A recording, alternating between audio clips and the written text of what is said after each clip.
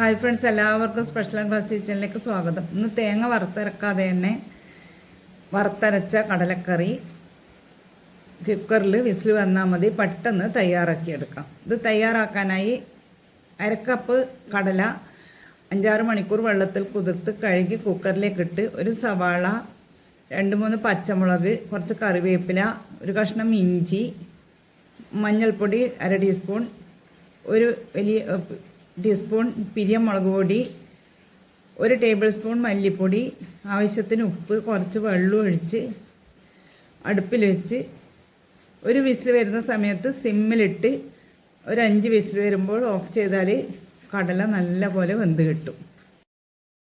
ഇനി ഒരു പാത്രം അടുപ്പത്ത് വെച്ച് 2 ടീസ്പൂൺ വെളിച്ചെണ്ണ ചേർത്ത് എണ്ണ ചൂടാകുന്ന സമയത്ത് 1/2 ടീസ്പൂൺ കടുക്, എണ്ണ ചൂടായ ശേഷം കടുക് ഇട്ട് കൊടുത്താൽ പെട്ടെന്ന് പൊട്ടി വരും. അതിലേക്ക് 1/4 ടീസ്പൂൺ പെരിഞ്ജീരകവും ചേർത്ത് കടുകും പെരിഞ്ജീരകവും പൊട്ടി വരുമ്പോൾ കുറച്ച് സവാള ചെറുതായി മുറിച്ചതും കുറച്ച് കറിവേപ്പിലയും ചേർത്ത് മൂപ്പിച്ചെടുക്കണം.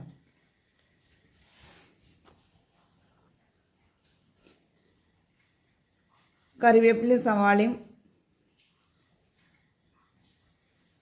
എല്ലാം കൂടെ മൂത്ത് വരുന്നുണ്ട്. ഇനി കടല കുക്കർ വിസിലെല്ലാം പോയി തണുത്ത ശേഷം തുറന്ന്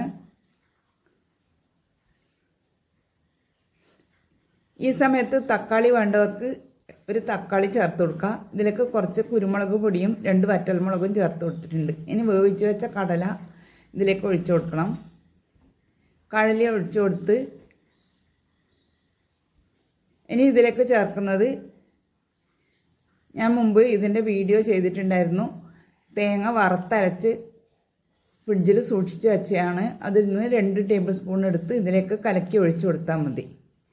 തേങ്ങ വറുത്തരക്കാതെ എളുപ്പത്തിൽ നമുക്ക് തേങ്ങ വറുത്തരച്ച കടലക്കറി രാവിലെ പെട്ടെന്ന് ഉണ്ടാക്കിയെടുക്കാൻ പറ്റും. രാവിലെ എഴുന്നേറ്റ് തേങ്ങ വറുത്ത് അരക്കേണ്ട പണിയൊന്നുമില്ല. ഇതുപോലെ ചെയ്ത് വെച്ചാൽ ഞാൻ ഇതിൻ്റെ ലിങ്ക് ഇതിൻ്റെ താഴെ കൊടുക്കാം.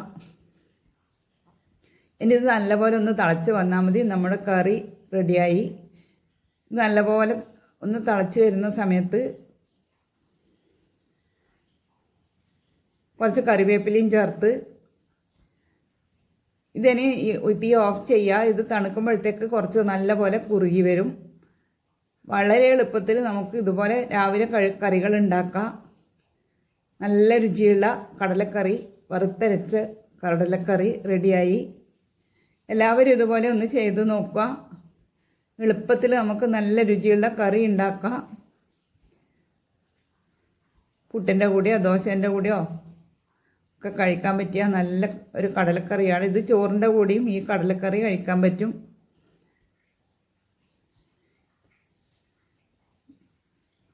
നല്ല സോഫ്റ്റ് പുട്ടും കടലക്കറിയും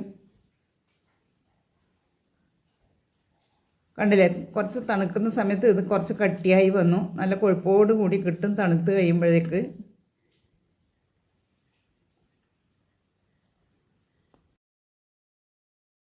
നമ്മളിത് പുട്ടിൻ്റെ കൂടെയാണ് ഈ കടലക്കറി കഴിക്കുന്നത്. എല്ലാവരും ഉണ്ടാക്കി നോക്കുക. ഇഷ്ടപ്പെടുകയാണെങ്കിൽ ഫ്രണ്ട്സിനൊക്കെ ഷെയർ ചെയ്യുക. ഒന്ന് സബ്സ്ക്രൈബ് ചെയ്യുക. Thank you for watching.